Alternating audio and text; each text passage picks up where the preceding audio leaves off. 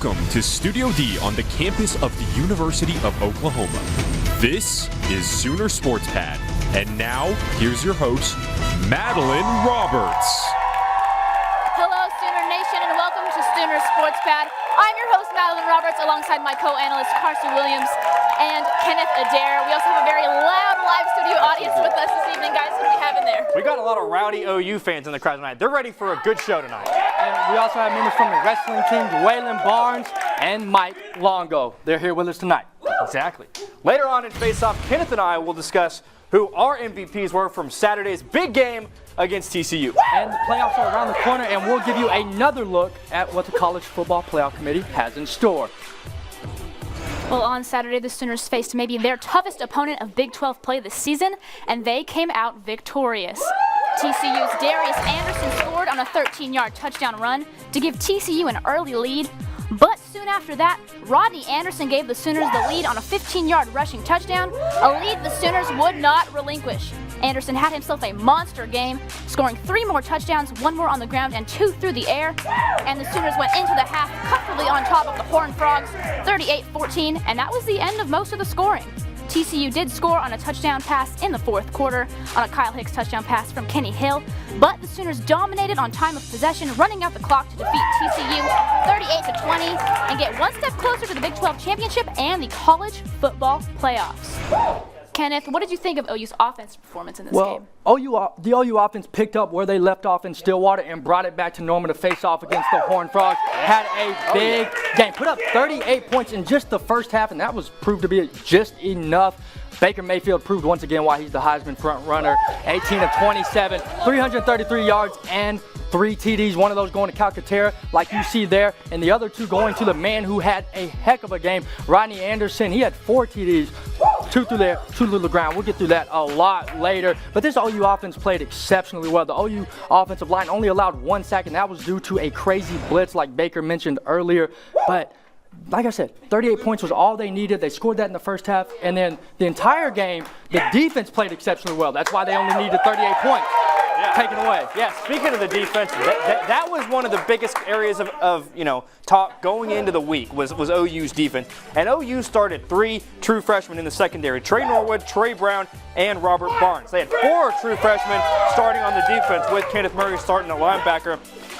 The offense gets all the credit, and deservedly so. They're the best in the country. But Saturday was about the defense.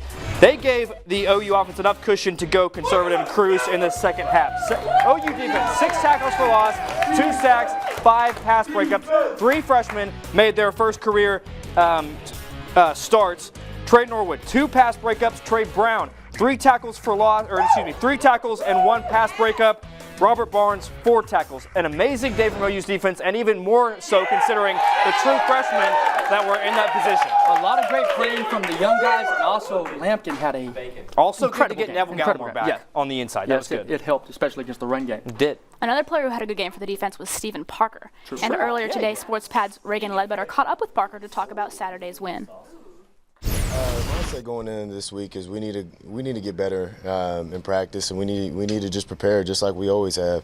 We're going to go to Lawrence. It's going to be a tough atmosphere. We need to go out there, show what we can do, and put it on them. Speaking of that game, playing under the lights here, it was electric in here the other night. What was it like playing in that atmosphere? Oh, it was fantastic. I mean, the crowd was electric, made us electric, and made everybody just. It was like they were just giving us energy. So they were energy givers this past Saturday, and it was a fantastic atmosphere. We had 2 freshman corners in Trey Brown and Trey Norwood getting their first starts, one of the biggest games of the year. What can you say about the way those 2 played and stepped up Saturday night? Well, both Treys did a fantastic job. They did exactly what we needed them to do, and that was show up or show out. And I know they enjoyed every minute of it. It gave them even more confidence than what they already had.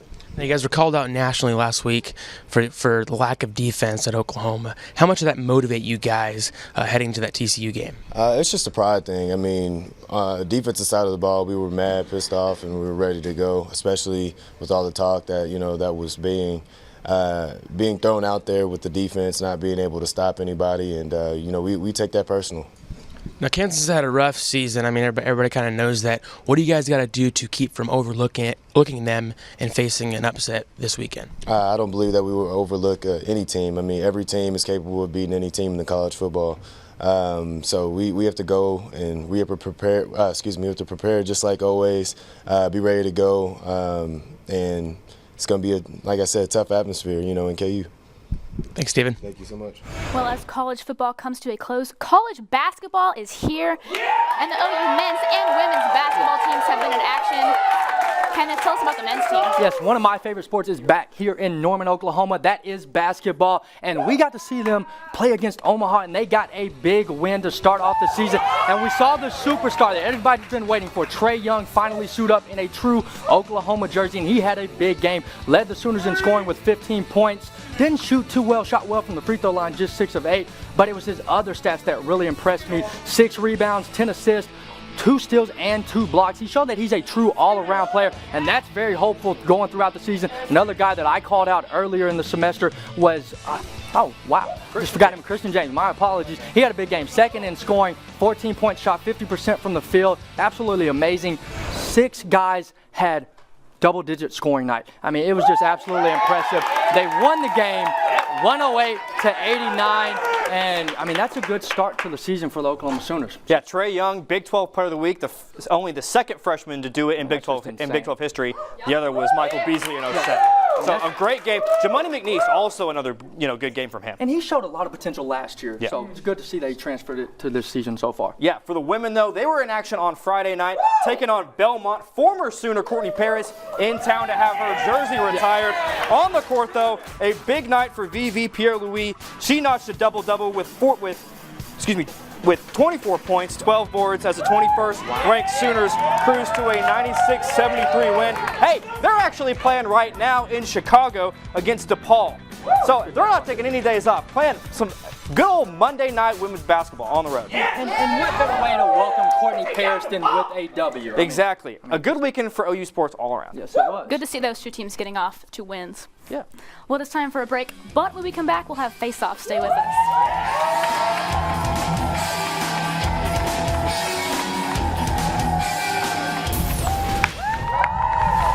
Welcome back to Sooner Sports Pad. It is now time for Carson and Kenneth to face off. Guys, as usual, who are your MVPs for the week? Okay, now I've already mentioned this guy earlier in the semester. I'm going to do it again. I've loved ever since he stepped on an OU football field. Rodney Anderson had the biggest game from a running back this entire season. I'm just all over the place. Every time you looked up, he was in the end zone, like right there when you look up. I mean, he's just playing so well, game in and game out. I think it's the 4th game straight he's had 100-plus rushing yards. He had 159 of those, or 151 of those this past weekend on 23 rushes, 2 touchdowns on the ground. I mean, just look at the movement there. And then through the air, he had 2 touchdowns as well, 139 receiving yards. I mean, just absolutely stuff. But it wasn't the stats that was so impressive. It's how he gained them. I mean, look at this run right here. Just plows through the dude, bounce off another, into the end zone. My eyes lit up when I saw that. I was right in front of it. I mean, just played so well, and he's got another year or 2 here. So big things coming from him. But not just yet, because we got other stuff to look forward to in this season. So be ready for a big Rodney Anderson year, rest of the year, and next season. Hey, quick question. Who's OU starting quarterback? I believe it's Baker Mayfield. My player of the week, Baker Mayfield. Coming into the game, TCU's defense was the big storyline. They were the supposed best defense in the Big 12, one of the best in the country. Baker Mayfield did what he always does, handled his business, and the defense, I think, stepped up and limited TCU to just 20 points, which gave the offense some flexibility in the second half to go conservative. Baker Mayfield, another huge day from him. He goes 18 of 27, throws for 333 yards and 3 touchdowns, had no picks on the day, also ran for 50 yards on 11 carries. He's now thrown a touchdown pass in a school record 36 consecutive games, which is every game of his OU career. That ties Texas Tech's Graham Harrell for the longest streak in Big 12 history, also thrown at least 2 touchdown passes in a Big 12 record 23 straight games. Baker Mayfield, week in and week out, continues to be the best player on the field. Even if Rodney Anderson has a big game, it's all driven by Baker Mayfield. It is. I mean, he's just such a great quarterback. You're right. Such a great quarterback. Well, guys, I'm here with my dad, and he has an audience question for you guys. Dad. Yeah, well, this is James here, and he's a new freshman and the fifth-string punter. He wants to know, is, in fact, the future Heisman Trophy-winning quarterback Baker Mayfield, is he, in fact, the Sooner GOAT? Is he the best they've ever had? You mentioned how great he was. Yeah, he definitely is the greatest quarterback at the University of Oklahoma. Easily. This isn't even, I mean, you can't even compare this. I'll tell you what, his first season here, he had 173 passer rating. The next season, he had 196 passer rating with 3,900 yards and 40 TDs. This year, he's already got 31 TDs. He's got a passer rating of 202 and 3,500 plus yards already, and we've still got a long way of season to go. This guy can raise his level against whoever he's playing. He's always getting better. But this is what makes him the best, is that he can make others so much better than what you would expect them to be at any other college. I mean, just look at his passing ability. There's Jeff Badette. I mean, look at that play. He's just so good. He can raise his level and makes everybody else raise their level. Yeah, Sam Bradford was really good. He had a Heisman. Jason White had a Heisman. But nonetheless, these guys weren't as consistently good as Baker Mayfield was, and they didn't mean as much to their team as Baker Mayfield does as well, or this university. So, best quarterback at OU of all time. Just saying. I'm just going to turn around. I think Baker's got a shot, but Putnam City North Panthers stick together. Sam Bradford, the best quarterback in OU history. Hey, he's got a statue out right there at Heisman Park. Best quarterback in OU history. I think this could all change, though, if Mayfield leads OU to its 8th national championship or another Heisman out there at Heisman Park. But for now, I think it's still Sammy B. His 2008 season may have been the best season I've seen in a long time, and Sam was the catalyst behind that. The 2008 squad still ranks as the best offense in OU history. They racked up nearly over 7,500 yards of total offense in the season. They averaged almost 550 yards of offense per game. Bradford guided Oklahoma to the national championship in 2008. They would have won it had DeMarco Murray not gotten hurt in that game, and Tim Tebow would be without a national championship, which would be good for America. But I think Sam Bradford, best quarterback in OU history as of now, which is what the question was. I think some colleagues would disagree with the Florida statement. Maybe Collin. Maybe. Okay, guys, show me your viral videos for the week. All right, now last week I had an amazing catch. This is not that, but it definitely did catch my attention. So here we go. I know, nice punt, right? Nice. Jacksonville, 4th down. Oh, they fake a punt. Breaks a tackle. Corey Grant gets around another one. All right, keep going. Around another one. Then gets in the open field and just puts on the Jets. Takes it to the house. When's the last time you saw a fake punt actually work? Last time you've seen a fake punt, I can't recall. I mean, that's just absolutely incredible. And as OU fans, we all know that Lincoln Riley loves to do trick plays, so you kind of have to appreciate the fact that they were able to do it. I mean, perfect play calling at the perfect time. Got them into the end zone, and they would later win that game. So, I mean, I think that was the right call, just saying. So the Chargers go to 3-6. So they did it against a pretty bad team, right? Excuse me. Jacksonville has a winning record. I'm just saying. That's not what I'm saying. I'm saying they did it against the Chargers, who were a bad team. Chargers have been close with a lot of good teams, so they're not a terrible team. All right. Okay. All right. Well, I think I've said before on the show that I'm not a big soccer guy, not a huge soccer fan. But I saw this video over the weekend, and it's a pretty savage, soccer. Yeah, it's very savage. Okay. So. Ball gets past the goalie, guy in the orange, he has a clear path, he could just kick it in, right? But he stops, looks around, use the noggin, son! That's pretty savage. It's very disrespectful. Well, since you disrespected me earlier. I feel like this was a neighborhood pickup game. It may be so. Maybe just the people who are in the neighborhood are just a neighborhood pickup game. It doesn't matter who it is. You took advantage of it. It doesn't matter who it is. They recorded that on their iPhone. Carson, was that you in the video? No. I kind of looked like you. I'm not a big soccer fan. I don't play soccer. All right, it is now time to vote for the winner of Face Off. Cheer the loudest for who you think won. Who thinks it was Kenneth?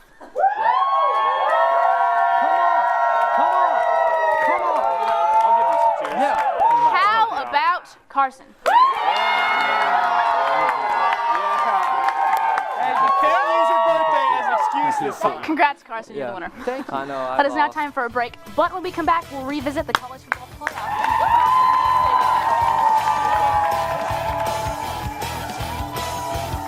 Special thanks to our Cornerstone Television partners, Chesapeake Energy, Riverwind Resort, Anheuser-Busch, OU Outreach, and OU Medicine. Welcome back. It's a tradition here on SportsPad to replay our favorite feature of the semester, and this time it was a no-brainer. Back in September, SportsPad's Collin, Kennedy, and Reagan Ledbetter participated in a mock college football playoff committee. The College Football Playoff Committee is one of the most powerful and intriguing groups of people in all of sports. So why did they invite 12 college students here to Grapevine, Texas, to participate in a mock selection? The answer is real simple: to show how the process works and to inform about the challenges the committee faces. The committee's got no guts. The committee's got no guts. All they basically do is look at records. Alabama's undefeated, they're 1. And then let's take the 4-1 loss teams, 2, 3, 4, 5. And let's take the 2 loss teams, 6, 7, 8, 9, 10. Most fans would believe that the members of the College Football Playoff Committee have heard it all. That maybe no sports-related group has faced more backlash from fans than the 13 members who comprise it. But hold on. We knew there was BCS fatigue, and I was, as a director of the BCS, I was kind of on the point to receive all that. So nobody saw it any more than I did, that the fans just wanted more. They wanted a bracket. And so we, in conjunction with our leadership group, the university presidents and the conference commissioners who managed the BCS, said, how can we make this better? And the college football playoff was a compromise. And because when we decided that 4 was the right team, the compromise gave us a playoff, gave the fans a bracket, but let us keep the focus on the regular season. And I'm just so proud of the success of the playoff so far. It couldn't have gone any better. So yours truly was fortunate enough to join a group of college sports journalists who participated in a mock selection modeled perfectly after the real committee. I sort of took away like how thorough of a process this is. I mean, these guys really just deliberate every single spot, like even like 19 versus 20. We want you guys to go out there and tell people how it works. And nothing is more gratifying to me than during the season to hear some reporter who had been at one of the mocks say, hey, I've been in that room. I know what they go through. What the committee did was protect their arse last night. So the next time that you hear talking heads rambling on about the committee and all of its faults, just stop by your local university and ask a student what's really going on. Collin, Kennedy, Sooner Sports Pad. Now let's hear from our guests, OU Wrestling's Mike Longo and Dawaylon Barnes. Thanks for coming. Thanks for joining us tonight. So you guys, senior year, one more go around. What are you expecting this year, or what's your overall team goal? I think for a team, honestly, it's just to compete our best. We got a lot of young guys coming in. It's only the second year that our coaching staff has been as a whole together. But I think we're going to look good this year and these upcoming years. Our wrestling program is definitely on the climb, and I think ultimately is get a Big 12 title. Great. Care to give a little? My goal is to win it all. I mean,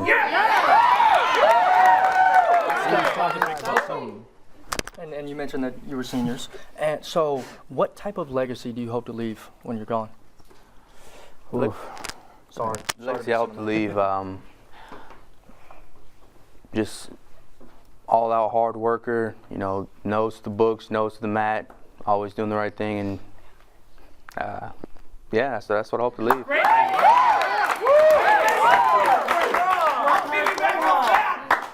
What's the toughest thing about wrestling that most people wouldn't see or maybe don't know? It's so much mental, but it's absolutely physical as well. We train twice a day, every single day, and I mean, it's just grueling on your body and on your mind too, just taxing and weight control. I mean, that's a big part that people probably have heard about wrestling, but they heard probably the wrong things about how to do it and whatnot. And yeah, but wrestling as a whole, you know, you're the only person out there. You don't have a team to fall back on. It's just you and one other person, and you know, it's the way you compete is the way that your results will show. Beautiful answer. Madeline? It is time for a break, but when we come back, we will play dynamic duos. Stay with us.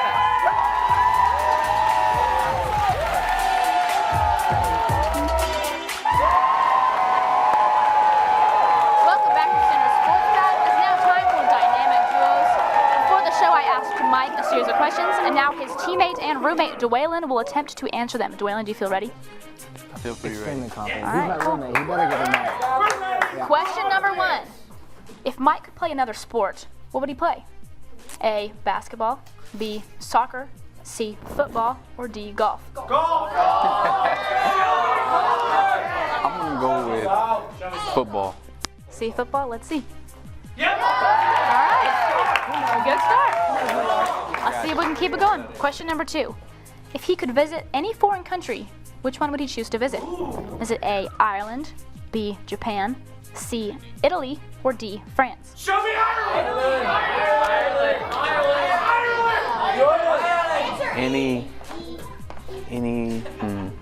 I'm gonna go with Italy. Italy. C, Italy. Question number 3. What is his favorite cheat meal? Is it A, ice cream, B, pizza, C, chicken fried steak, or D, brownies? It's definitely. This is easy. Ice cream. It's A, ice cream? Ice cream. Bluebell. All right, question number 4. What TV show is he currently watching? Is it A, This Is Us, B, Stranger Things, C, The Walking Dead, or D, he doesn't watch TV? That was a good one until the last option. It's the last option. Don't watch TV? Yeah. All right, well, thanks to you guys, and thank you at home for watching Sooner Sports Pad. Be sure to like us on Facebook, follow us on Twitter and Instagram, and visit us next Monday, same time, same place, for our last show of the semester. Good night, everybody.